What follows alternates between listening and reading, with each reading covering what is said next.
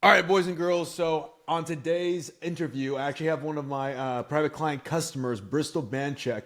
Bristol, where are you from, dude? So right now I'm located in the DMV in Virginia. Virginia, DMV. And how old are you, by the way? I'm 18, about to 18 be years 19 old. in December.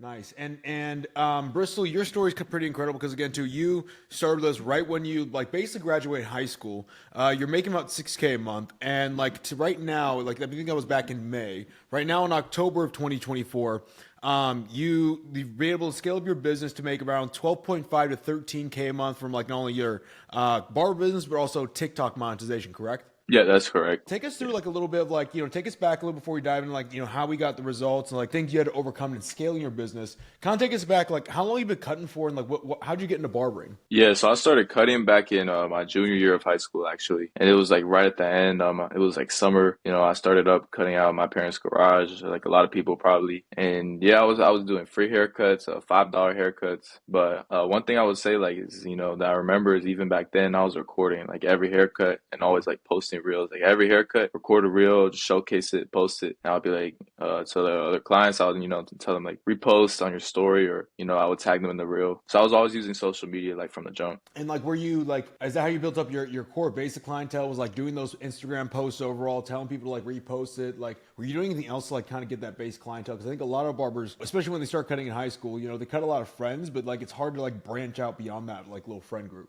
Yeah, so I would say like I use the social media to kind of get bigger in my school or in my area because like people would be like, "Oh, I saw you on my friend's story." And like they would never met me obviously, but they would say, "I see my friend's story. I wanted to just get a cut. It was cheap. It was like 5, 10 bucks." And then you did that from 2 years, like obviously from before we started working. You were only cutting for 2 years. Like, what was your mindset getting in the barber industry? Was it more just like, hey, this is like cool, like I can make some money from it? And you kind of like decide you wanted to go in that path, like maybe once you got out of high school. When did you really decide to take barbering serious? So initially, I was trying to cut it for like maybe a few months. I was only cutting like my little brother, and then I did want to take it serious, but I didn't want to kind of make that commitment to start like cutting other heads. And yeah, when summer hit, basically it was like school had just ended my junior year, and I said, I have one more year left of high school. I'm not playing a sport. I'm not really doing anything with my life other than working part time. So I kind of just said to myself, like, let me give it a year and just go all in and see where I could get. And at the time, like, I thought once I graduate, I'm done. Like, I was like, once I graduate, I'm gonna go off to college and I'm gonna get like a nice academic scholarship. I wanted to do engineering because I just wanted to make money. And Sure. in my head, I was like, maybe you could make money from barbering, but I don't have what it takes. Like, that was in my head. Like, I don't have what it takes to be the top level. So I might as well just do something else. Why'd you think that? Why'd you feel like you didn't have what it takes overall? Well, I had a lot of doubts, and just like a limited mindset. Like a lot of people, like I felt like I started too late. I felt like I never really excelled at anything to like the top level. What I had considered like, I was never really the top. I had done sports. I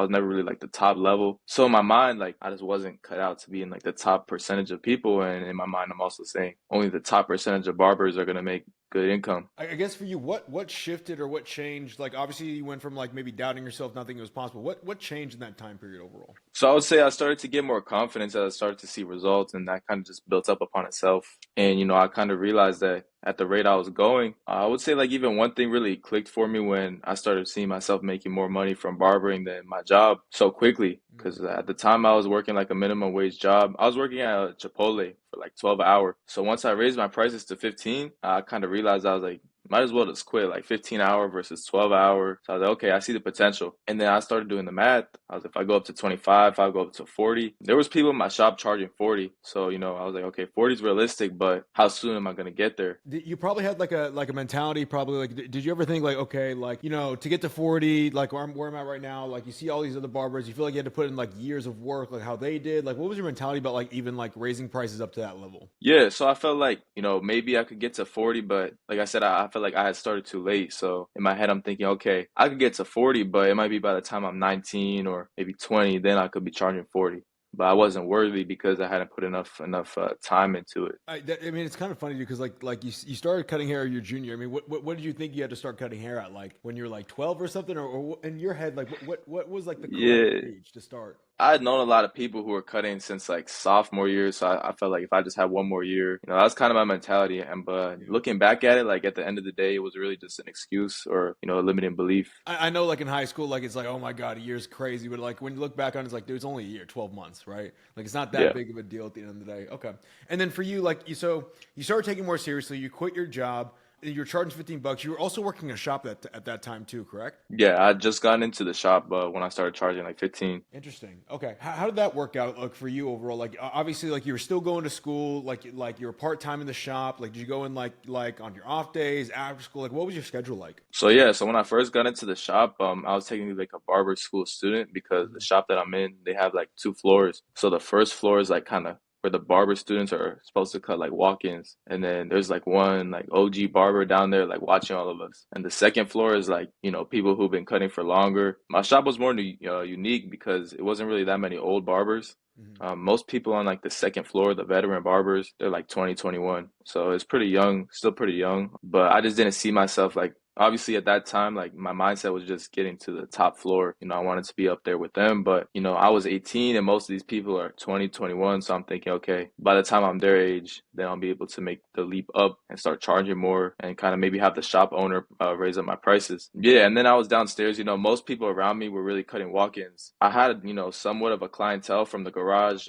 The shop was pretty close to my house. So most of my clientele just followed me there. And then I remember I started seeing like a lot of clients, from the top floor come down to me because my prices were cheaper and they said they see my social media. So that's really where I kind of realized that like the social media could have a pull and be able to actually pull clients away from these more expensive barbers. So like they would, I mean, they already had their barber they were going to consistently, and they saw you on social media. Like of course, like they're like, huh, he's charging less, but like I like the skill set, and they just upped and left the barber like that they were that work was cutting them to come to you. Was there any like conflict about that? Was there anything that was going on in the shop, or were people's like, you know what, business is business type thing? Like how was that dynamic? So I'm pretty sure like there was really nothing, no hard feelings about it. Most of the clients I was getting was from my old barber from before I even cut hair. So at the time it was like, it wasn't really like an issue.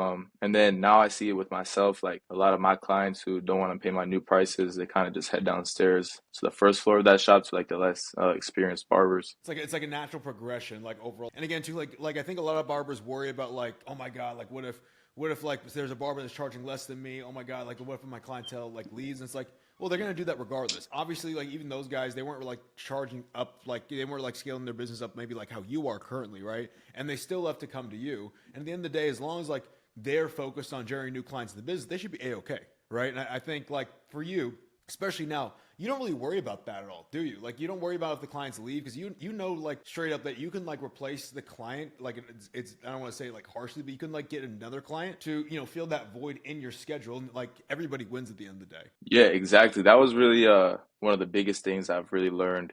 And like most barbers, at one time I was really scared of losing my loyal clientele. Eventually I received like so many new clients that it really got to a point where I was more like, okay, losing clients is part of the process. And that was like an important lesson for me when I realized as a barber that like losing clients is actually a blessing in disguise because it means that you make room for new clients in the business. So that's like one thing, when you realize that not all clients are the same and that a lot of these clients that I was losing are actually people that were messing with my business in the Mm. first place, especially at those lower price points. Like when I went up from 25 to 40, pretty much all the clients that had given me issues, whether it was no showing, haggling, late, they just left. So it's like at a certain price point, I don't want to say always, but it always correlates to like a certain person. So as you go up to that premium price points, especially now, like the type of people that I cut, they have no issue paying my price. They tip generously, always on time, always communicating. And overall, they're just higher value people. Like they always have something going on in their lives, entrepreneurs, or they work certain types of careers. It's like yeah, everybody's a certain price point, and like every price point has like a certain demographic of individual. Like, and it's kind of I had the same experience when I was cutting hair, like charging 16-20 bucks, had like all these issues like no shows, people flaking, people running late, and like when I was up at 100, like there was none of those people in the business. Everybody respected my time.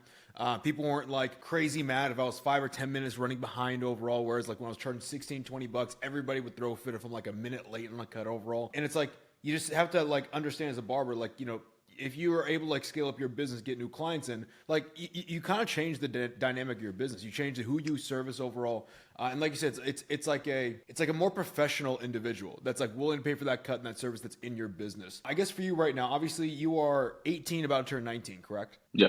Okay, and then what are you charging right now for a haircut? So actually, as of Tuesday, I'm gonna go up to 85 for a haircut and 100 for haircut and beard. Hell yeah, dude. So So yeah. at 85 and 100 now, like think back, like again, dude, like maybe 2 years ago or a year ago, did you think you would be at the 85 to $100 price point today? So when I first joined the program, I remember seeing a post, I believe it was of Ryan Too Fresh, of how much he scaled in a year. And I even remember going to my parents and like using it as an example. And I was like, look at this guy who just joined the program that I joined. You know, obviously like when you first join the program, like for me being in high school or whatever, like the ticket was a lot, you know, it was like a big shock. But yeah, I remember like the main mentality being like, if this person could do that, I could do it. I would say at that point, like I started to have less doubts because towards the beginning of my barber journey, it was a lot more doubt. As I started to see these type of things, my mindset slowly shifted. And I would say like now at the point where I'm at, I won't say I have no doubts, but if I see somebody do something and with my mindset now, like I think that if I see them doing it, I could do it as well easily. Thousand Whereas I percent. was not always like that. Yeah.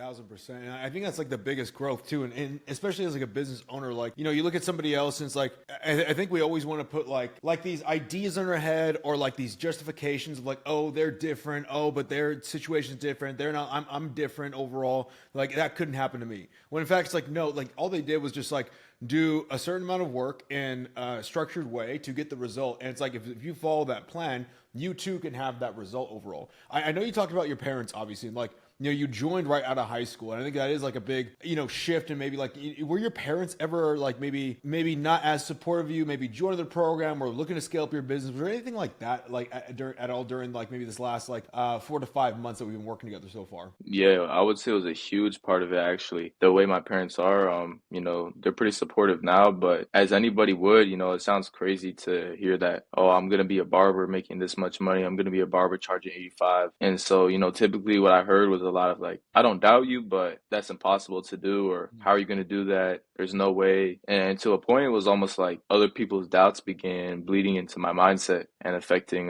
what I thought was possible. And so, you know, there was a lot of doubt. Especially in the area of finishing high school, right? So it really was the mindset of like, do I choose barbering or do I choose to focus on school? You know, I was only charging 25 at the time, but at the same time, I was doing the math. I was looking at the potential and I had the option.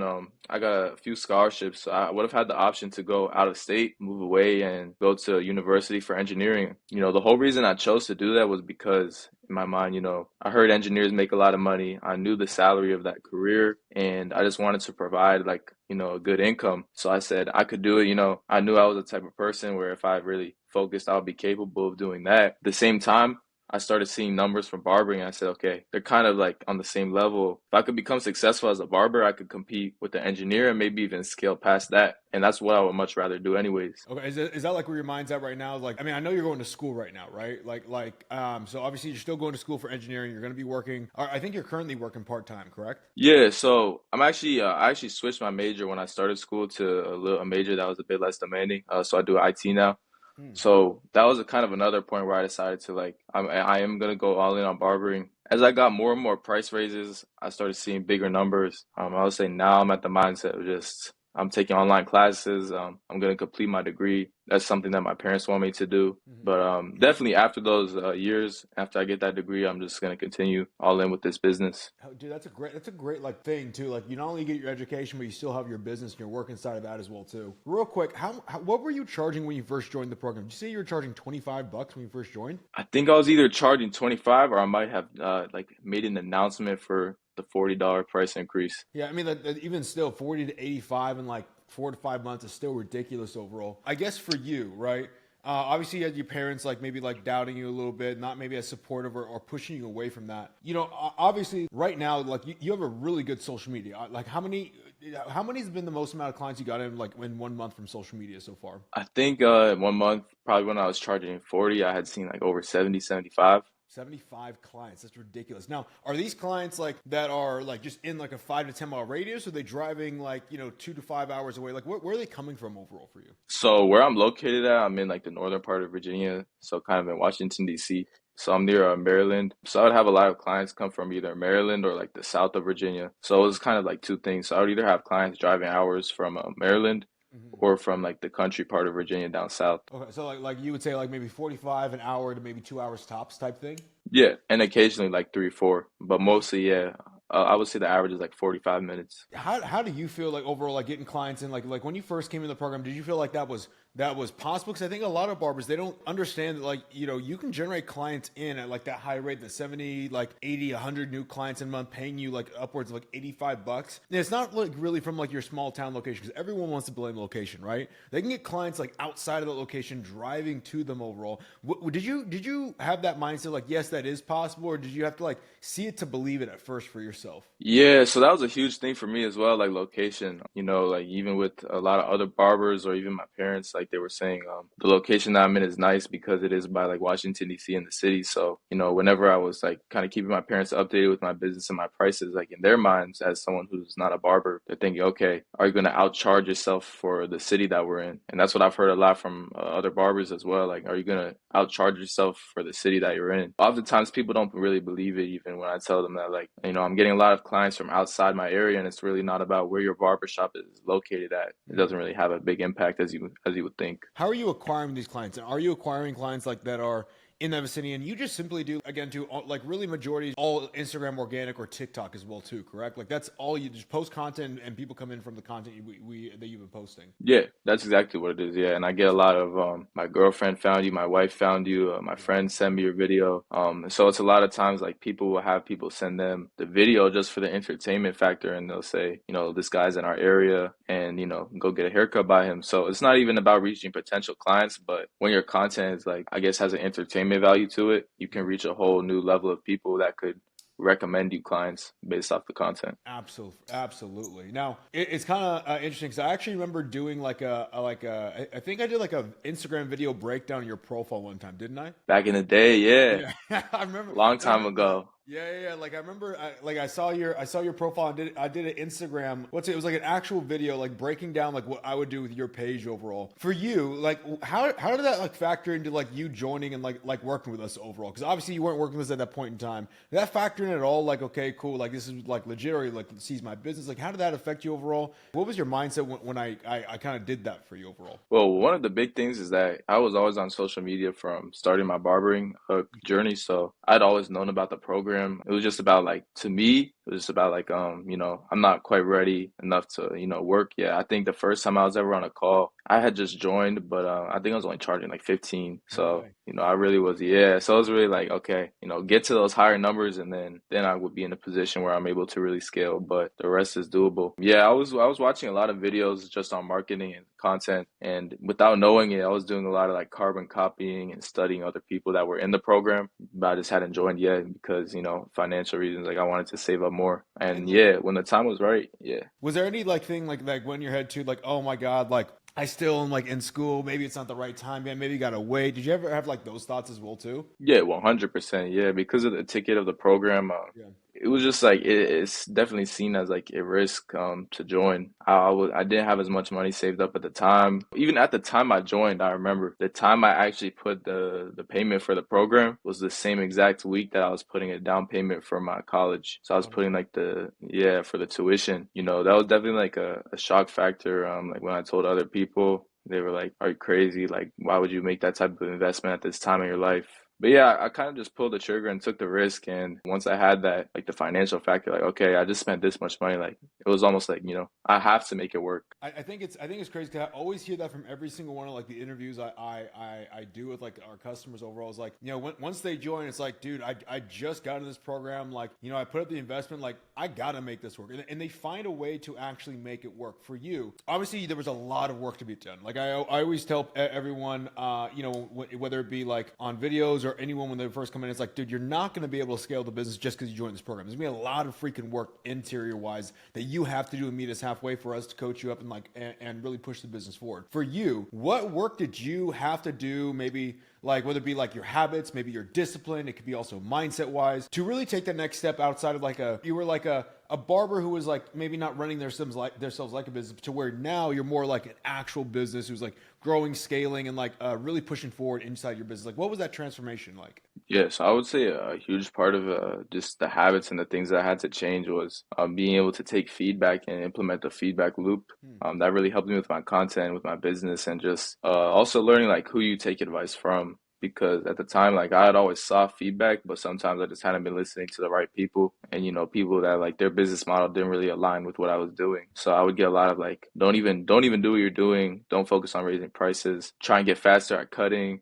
You're wasting your time making videos, all this type of stuff from other barbers. So it was kind of like listen to the right people. If you think it's gonna work, then seek help from those people. Why do you feel like they were saying like why do you feel like they were saying that to you in terms of cut hair faster? What was the mental shift you had of like not listening to that, and like I guess like what went through your mind to not listen to them and like actually like again to continue making content even though you were already on content prior, but like continue making content, block out the noise and keep pushing forward. Like what did you do overall? What were you telling yourself? Eventually, like I kind of just saw the potential in it, and I realized that like other people's opinions or what another barber thinks isn't going to be as significant in the long term. And so, like a lot of times, I would have other barbers disagreeing with my business model or kind of hating on it, but that's just a part of the process, and that's what I realized. And I did have a few other barbers in the shop that were in this program, and so I think when one of the barbers that I was cutting with back on the initial level, the barber school level, he moved out of the shop and joined the program. He called me and he was like, "Yo, I joined the program. I'm about to go all in." That was like another factor pushing me to join. I think I joined like a week later. Your homie joined and he was like, all right, like I gotta do this now because he like was it more like you gotta stay ahead, like you're like all right now I gotta do this because like I've been looking at this for a minute, like what was going through your head? Yeah, it was kind of like there's no excuses, right? Like if he's gonna join and go all in, I don't want to keep up with him. And so yeah, he was a bit older than me. He was in university as well. So that was another excuse I was telling myself, like I'm about to start college, Sure. don't do it. But I said he's in his third year of university and he's still in the program, still cutting hair. So I have really no excuse. Like let's go ahead and do it and just stop procrastinating it and just take action. Obviously there's a lot of barbers like who again too might be in your situation where they're going to school, they're trying to cut hair, they're trying to grow their business. I mean, obviously, I know you just started back up at school again as well too. How are you? What is your plan? I know you said you're like doing do online classes, but how are you going to really manage to like continue pushing this business forward while also still being a good student at the end of the day? Yeah, so for me, like the most important part that I learned is just having like a time schedule. So when I first came into this program, my time management was like not the best. And then yeah, as I was kind of in here, like I learned how to like use. I think it was first like Zay Pressure introduced me to a Google Calendar, and I was using that. Another barber introduced me to a few other apps to kind of schedule my days and plan my days. And so even like with my parents, so I chose to stay local for college instead of going away to save money on tuition. So I'm going to like I commute currently like 10 minutes away and do some online classes. I commute for a few. So it's like 10 minutes from me. And yeah, so as long as I plan out my days, there's really no excuse to not be able to do everything. And then yeah, even with my parents, like I heard a lot from them, once you start school, you're gonna have to put barbering to the side, or once you start school, you're not going to be able to see the growth that you're seeing now. You're not going to be making money. I told them, like, as long as I manage my time, it should be all right. And that's really what happened. Like, school started back up. I planned out my days using like Google Calendar and other things, like other apps. I just plan out my days, class, cutting, editing. And as long as I keep those consistent inputs, I keep getting good outputs. I'm sure like there's other barbers in like your city location, maybe even shop now that are like starting to post content. Like for you, how did you find like what makes your content different and like really beat out like let's say any competition that might be coming your way or any competition that was there prior? Yeah, so I would say for me, one of the biggest barbers that's in my area that's in the program is Chris. So Chris Blends lives about like 25 minutes from me. So I started actually seeing like a lot of his old clients just because of my cheaper price. But another thing overall with content from like whether it was local competition or just competition from outside the program or people not posting content, with my content strategy, it was just that I kind of carbon copied or took elements from different creators and then just seeing what works for them. For example, like Ty's biggest thing was consultations, but I chose my three content vehicles and then I took his consultations. I took this vehicle from another creator and a different vehicle from another creator, and I just stuck with my three content vehicles after I chose them, and then I just stayed consistent and kept improving them as well. If you're going to reflect on, let's say, the growth you've had, obviously going from 6K a month to like 12, 13K months, what were some like non-negotiable habits or even mindsets that really propel you forward? I know you talked about like not doubt yourself or start believing it's possible. Was there anything else in there that you had to really adopt over the last like 3 or 4 months?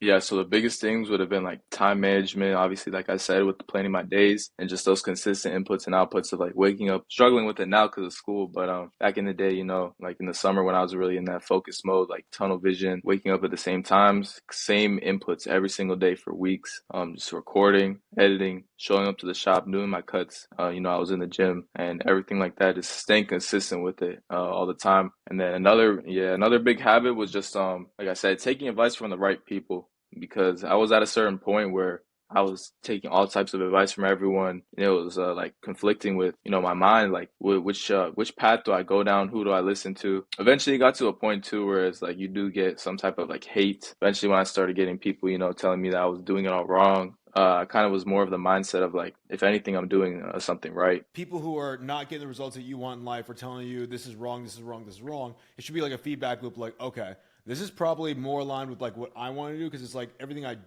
don't want to do is what they're doing and like what they have. And if they're against this, I should keep on doing this thing because that means I'm like on the right path. At least I'm not going down their pathway overall, right? Exactly, yeah. Obviously, like you came into the program, you had some social media, but not to where it's at right now, right? Like for yourself right now, like how many accounts reach you get in like the last 30 days, if you know off the top of your head, or maybe like what was the biggest accounts reach in a 30-day time span you had? I think last month it was like 10 million. 10 million. So 10 million people. yeah, on Instagram. Yeah. And it's safe to say you didn't really have that coming into the program. Like, do you know like what your reach was when you first started the program? Yeah, when I first joined, I think I was maybe just under 100,000. Hundred like under 100,000 like people reached on social media versus now 10 million in a 30-day time span. Obviously, there's a lot of growth, and there was like obviously a time period where you started seeing things click and come together. Like, tell me about that moment when you started seeing things like really click, videos started to bang all of a sudden. What was that moment like? And like, you kind of just take me through that. Yeah, so eventually when I picked my three content vehicles, where I was doing like consultations and these like long story type of videos, I wasn't really getting like results or anything. Mhm. But when I got my first spike, I think I had a video do like 1 million views and my first time hitting 1 million views or even 100K views.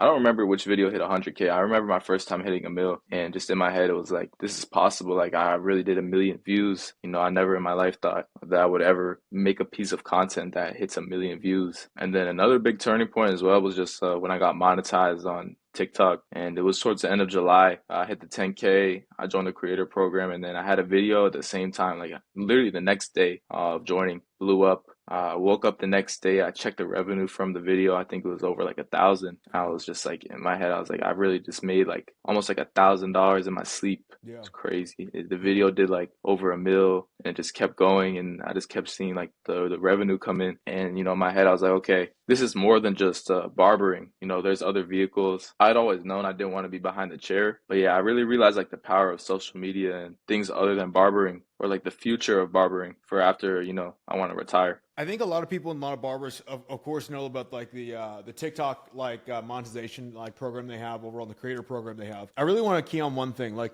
You should never, as a barber, go and try to just like make money off TikTok if your business is not doing like over 8K a month, right? Like, it's always my belief, like get your barber business straight first, and like understand how to make good content, and then if that happens overall, like again, you start getting more bigger views on TikTok, you get accepted in the creator program overall, then you could like maybe start shifting things slightly, but always focus first on like having a good barber business because that's your main thing right now. I guess for you right now, Bristol, what overall do you feel like has been the biggest risk that you had to take maybe in the last 3 or 4, maybe even 5 months in your business working with us so far? Yeah, so I would say possibly even my biggest risk was just, this might be a different answer, but like my overall situation I was when I joined. Like I already said, like I was about to, make a decision kind of like between, careers, college. I had really just, I think I was graduating high school, or yeah, I was still in high school. I hadn't walked across the stage or whatever yet. It was really at a time where it was like, do I make this big investment and do I take this bet on myself and invest into my future? And yeah, eventually I kind of just did take that risk despite what other people were telling me,